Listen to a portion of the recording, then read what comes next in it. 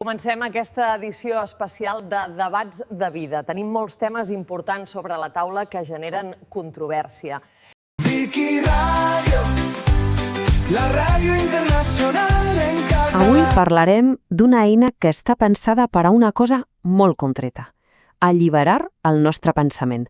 Però, atenció, no ho fa amb teories supercomplexes, no? Sinó amb petites històries. Són com llavors, dissenyades per a créixer dins la nostra ment. Vinga, comencem. Per entendre bé de què va tot això, el millor és anar directes al gra.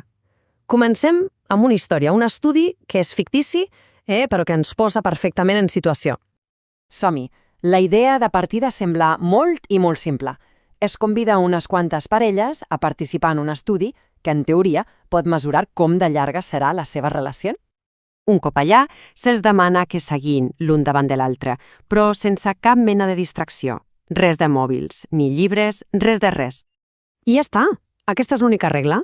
El cor de l'experiment és simplement compartir un espai sense dir ni una paraula. Només presència. I silenci. El resultat, pel que sembla, va ser sorprenent. Les parelles que trencaven el silenci més ràpidament eren les que tenien relacions més curtes. En canvi, les que aguantaven, les que estaven còmodes en aquell silenci, demostraven una independència emocional, una paciència, que indicava un vincle molt més madur, molt més sòlid. A veure, és evident que aquest estudi no és real, però és que la seva funció no és informar-nos de res, sinó provocar. És una eina que està feta justament per això, per fer-nos mirar una mica més enllà de la superfície, de les nostres pròpies creences. Doncs bé, ara que hi hem vist l'exemple, anem a posar-li nom a tot això. El que acabem de veure es diu un educat. Un educat, per tant, no és una simple faula amb una moralitat al final. No. És una llavor de pensament. L'objectiu no és donar-nos la resposta correcta, sinó plantar una pregunta dins nostra i deixar que germini per si sola. I la missió, com es veu aquí, és realment ambiciosa. No es tracta només de pensar per un mateix, sinó de connectar-ho tot. Aprendre a superar els nostres propis viatges, intentar que la raó i l'emoció no vagin cadascuna pel seu cantó. En fi, construir una visió pròpia sobre els grans temes.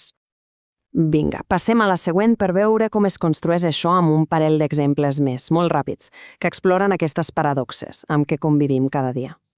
Aquí tenim una altra paradoxa, la velocitat. Pensem-hi un moment. Com pot ser que el ritme amb què vivim filtri completament la nostra manera de veure el món? El contrast és claríssim. Anar a tota velocitat ens porta a una observació superficial, a veure només allò que ja esperàvem veure.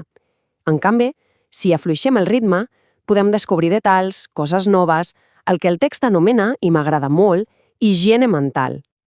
I aquí està la gràcia. L'educat et llança aquesta pregunta, però no et dona la resposta. És una invitació a reflexionar sobre el nostre propi ritme de vida. Anem amb un altre cas. Aquest se presenta com una analogia. Imaginem-nos gent en una piscina on l'aigua no cobreix gaire. La paradoxa aquí és molt potent.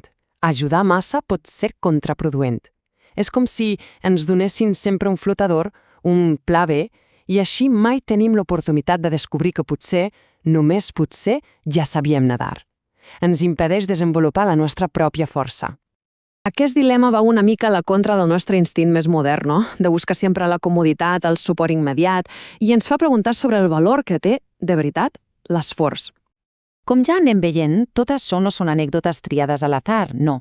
Són instruments que estan construïts amb molta cura per anar a fons en la psicologia humana. En el fons, funcionen com miralls. Utilitzen aquests grans temes universals, l'amistat, la sinceritat, el temps, per provocar que ens mirem a nosaltres mateixos i reflexionem sobre qui som i com ens relacionem. O sigui, que quedi clar, la història és només la clau que obre la porta. És l'excusa. L'objectiu de veritat no és la història en si, sinó el diàleg, tant intern com extern, que es genera a partir d'ella. D'acord. Llavors, on ens porta tot aquest procés de qüestionar-nos les coses? Quin és l'objectiu final de tot plegat? Doncs mira, el camí cap a aquesta autonomia té com 3 etapes molt clares. Primer, la història ens desafia, ens sacseja. Després, aprenem a harmonitzar l'emoció i la raó, que no lluitin. I finalment s'arriba a una ment que és lliure de veritat, autodirigida. I tot aquest procés ens porta aquí, aquest número, l'1. L'objectiu final és la unitat. És aconseguir un jo que estigui integrat, on l'emoció clara i la raó sense prejudicis no estiguin en guerra, sinó que treballin juntes, com una sola entitat, en harmonia. Al final, la idea és aquesta. Aquest és el regal que ens fa un educat. Una invitació a pensar lliurement, a desfer-nos d'idees que potser no són nostres i a construir un criteri propi. I amb això acabem, amb una última reflexió, una provocació final que és molt fidel a l'esperit de l'educat. De totes les veritats que donem per fetes, quina podríem començar a qüestionar avui mateix? Moltes gràcies per seguir-nos un dia més. Esperem que hagueu gaudit del programa. Fins aviat. Vicky Radio, la radio internacional.